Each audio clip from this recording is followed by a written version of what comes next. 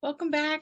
I'm Christy with Essentially Empowering, and this is another episode of our Mental Health Mondays. And today I am focusing on anxiety. We've talked about it briefly in some of our basic foundational mental health courses.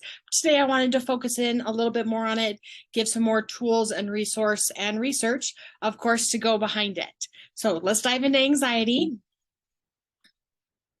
So anxiety, it can be a condition in and of itself, a standalone illness, but it can also be a symptom of other conditions, other illnesses that are going on. So when we talk about anxiety, we're talking about intense, excessive, persistent worry and fear about everyday situations. So you'll see like fast heart rate, rapid breathing, sweating, feeling tired, and that can be part of normal life. Stressful situations for you, whether that's public speaking or a difficult interview or other situations in daily life. And that's okay. Sometimes that's how your body is preparing you and trying to help you reach the challenges that you have in your life. However, when it becomes excessive, all-consuming, interfering with your daily living, then it's an indicator that something bigger is going on. In fact, 72% of adults report that anxiety interferes with their lives on a daily basis. And again, that could be themselves or it could be a family member, but that's pretty prevalent in our society right now. And so, there's some more there's some more specific anxiety conditions, diagnoses in that broad diagnosis or that broad condition. So you can see generalized anxiety, social anxiety, phobias, separation anxiety, things like that. But in general, we're just going to talk about the overall idea of anxiety. This is coming from the Mayo Clinic, that source right there. And I'll post that link down below. I'm all about my sources, so I've got a couple good ones for you this time. So I just wanted to bring back this picture. I think it's a really good visual to help you understand what we're looking at. So remember right here, this middle green piece, overlaps with smell a little bit, memory, processing, emotion. There's our limbic system. We're going to be talking about our amygdala, our hippocampus, but we're also going to be referencing kind of down here, this pink one, that's our brainstem. We're going to talk about how anxiety kind of brings that into the equation and what that means for you. So just wanted to give you a quick visual. The pathway of anxiety, like the pathophysiological response in your body, what's going on. So the trigger or what's causing the anxiety normally is coming from your prefrontal cortex right up here. Thoughts, words, behaviors, or other things like that. So that's, it starts in actually, I don't want to say rational, but it starts in your prefrontal cortex with something that triggers you, a situation, words, things like that. But the response then becomes a lot less rational. It goes back into your amygdala. Remember that amygdala is the fire alarm of your limbic system. And it's saying, hey, there's a problem here. You need to take the right steps to protect yourself, to be okay. And so that amygdala triggers the medulla oblongata. And now we're going back to the brainstem. The brainstem is responsible for involuntary functions.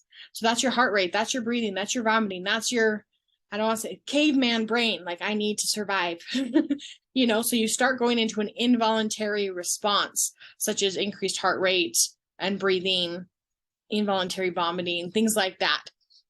That involves the hypothalamus to engage the fight or flight response in your body. So that when you activate your fight or flight response, again, we've talked about this before, it releases adrenaline, but it also releases a little bit of dopamine, and then epinephrine. Epinephrine increases your blood pressure, your blood sugar. Remember, your fight or flight was meant to kind of prepare you, protect you from danger. Get ready to run away from the tiger, get ready to save yourself. And so it's trying to send blood and energy into your big muscle groups. So that's kind of what's going on there. But when you have that big increased blood pressure, blood sugar, you're going to come down from that. You're going to crash. Oh, I think All right, got a little too excited there with my slides. So that's something to just think about. Think about when you're struggling with anxiety.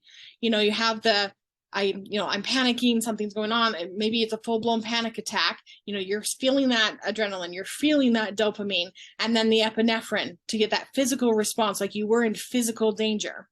And then you're going to come down off of that and you're going to crash. And that's a lot of times where I see clients, friends get embarrassed about it, or get really, and then even, a cycle with depression, feeling like I can't control that. I just feel out of control, things like that. So we actually have a lot of things that can help you all along this process to help re-regulate, and there is some work that needs to be done, whatever your triggers are, whether that's environmental, whether that's past trauma, things like that. There is some stuff that you can do to help re-regulate, reset your system, both before, during anxiety episode, and after. So I brought in this picture just to kind of refresh you of the limbic system specifically, in relationship to the prefrontal cortex and the cerebellum that we got all involved here. So like I said, the hypothalamus is controlling the stress response, but the amygdala is that fire alarm that kind of sets off everything that's going on there. And so anxiety is a fairly complex disease when we look at it medically. It has both biological and environmental factors. It's not the same for everyone. That's something I definitely recognize is, the bio-individuality of each person. Just like I talk about with my nutrition, that, the same different people eating the same foods is going to cause a different response. Life experiences create a different background on which everyone is working. So the same stimulus, the same triggers, the same things going on are going to have a different effect. For example, I had a coworker that had a really difficult birth in his family, and thought he was doing great, handled it really well.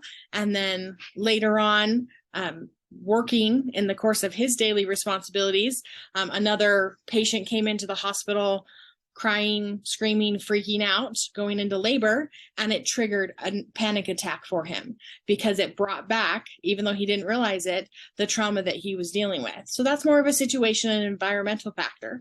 But there are some biological factors that we look at. Low levels of serotonin have been linked consistently in clinical studies to both anxiety and depression.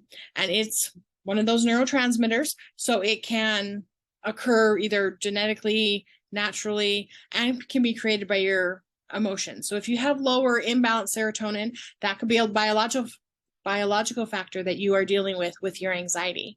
Like I've already mentioned, trauma is normally a big factor in anxiety, abuse, neglect, but even loss and grief can really cause some anxiety about excessive worrying about what's going to happen, if you're safe, things like that.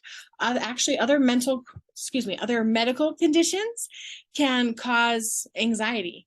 Asthma, COPD, hyperthyroidism, heart failure. One of the symptoms actually of those diseases, of those medical conditions, is the anxiety.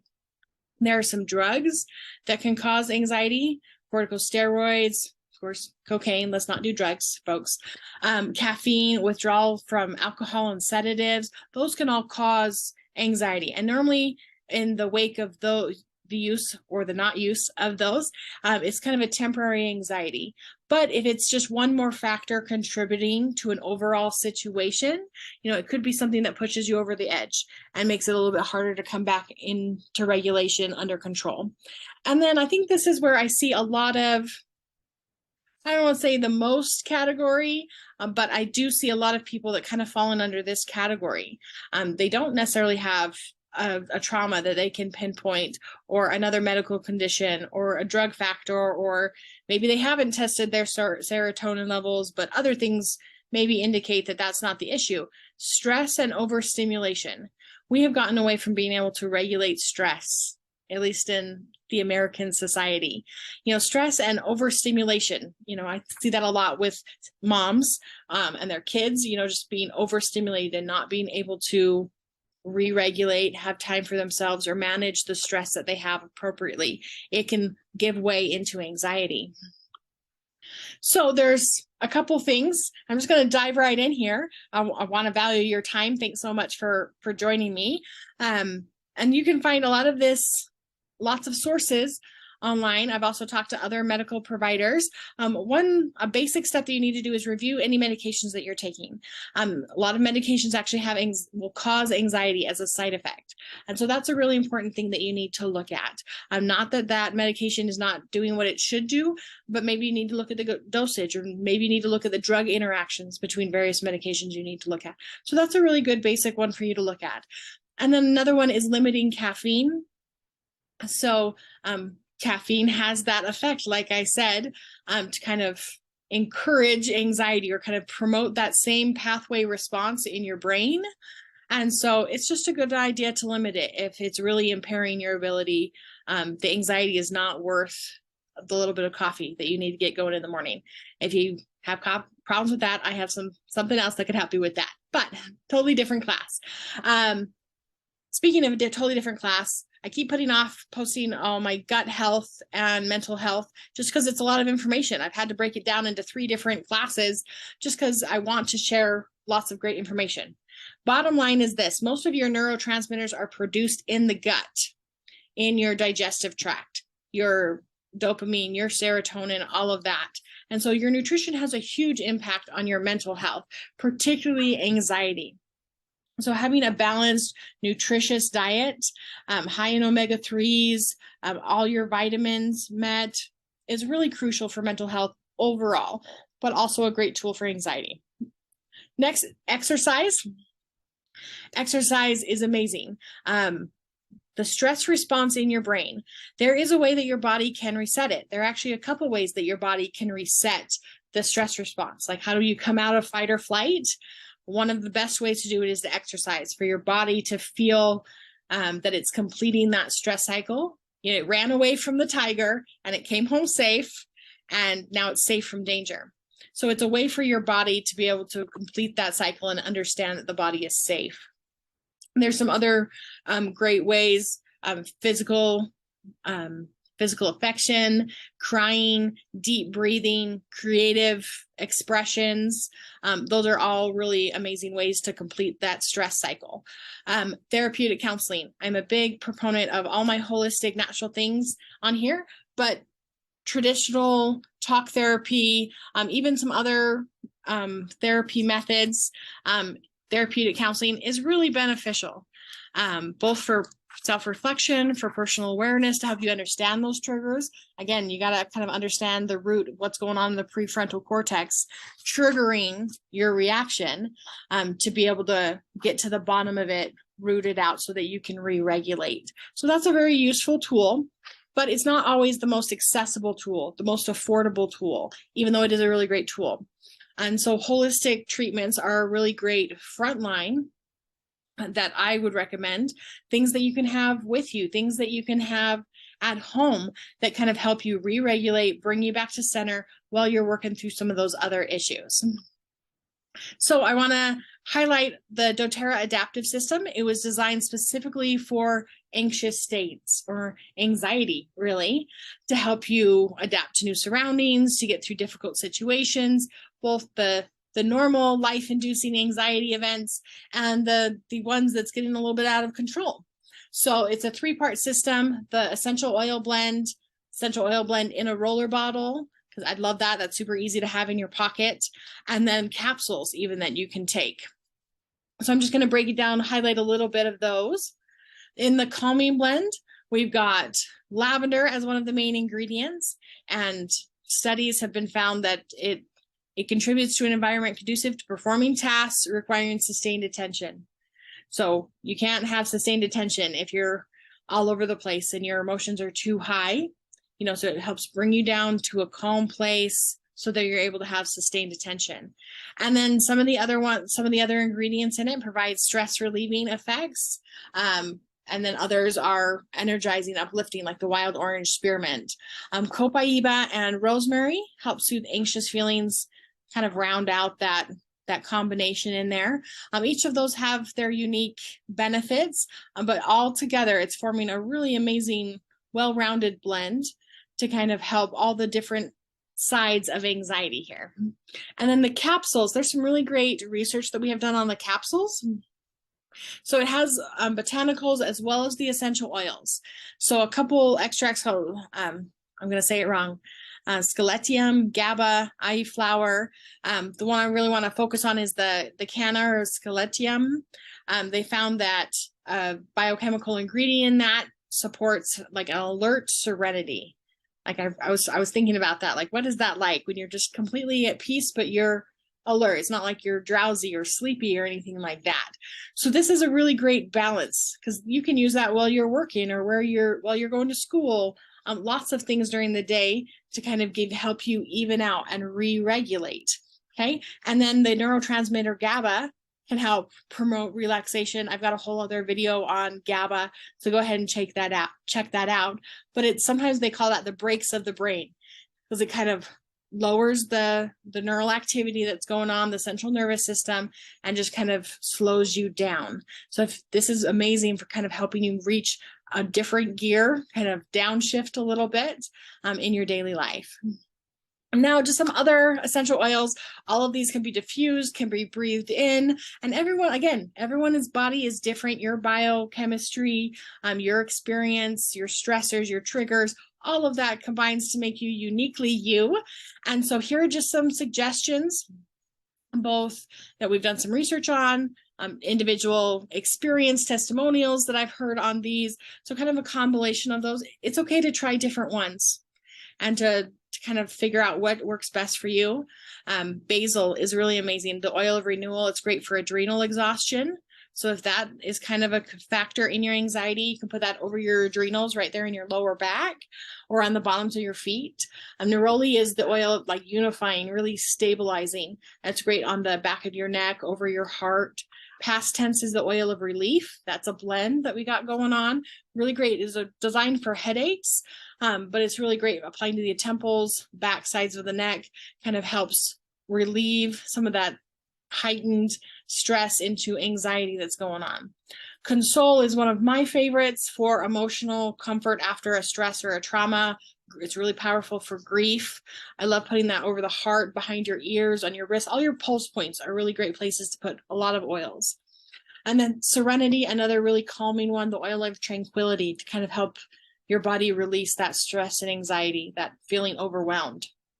Great, again, on the temples, the shoulders, the neck, the wrists. Kind of, we carry a lot of stress and anxiety right here in our shoulders, like the feeling weighed down and then feeling stuck in your neck, not being able to move.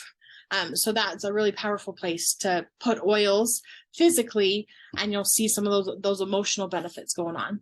And then, save the best for last, one of my favorite oils all time is wild orange. It's the oil of abundance. And they've done some really powerful studies on its effect on depression and anxiety. And it is just personally one of my favorite, very uplifting, very happy. Actually, one of the really good places to put it on is on your upper stomach, lower back, your forehead, all your pulse points again. So that's a really uplifting one. You know, some people need kind of the calm support when they're dealing with their anxiety. Other people, the anxiety is coupled, you know, with a heaviness, with more into the depression. And wild orange is really great for kind of bringing you back up to the baseline. Some need to be pulled down, others need to be pulled back up. So whatever your anxiety looks like, here are some really great tools that we've put together for you. I'm going to put some links down below just because they're really great. I love research and knowledge and information. And if you have more questions about what we can do to support you in your journey, I would love to do that. Thanks. Have a great day.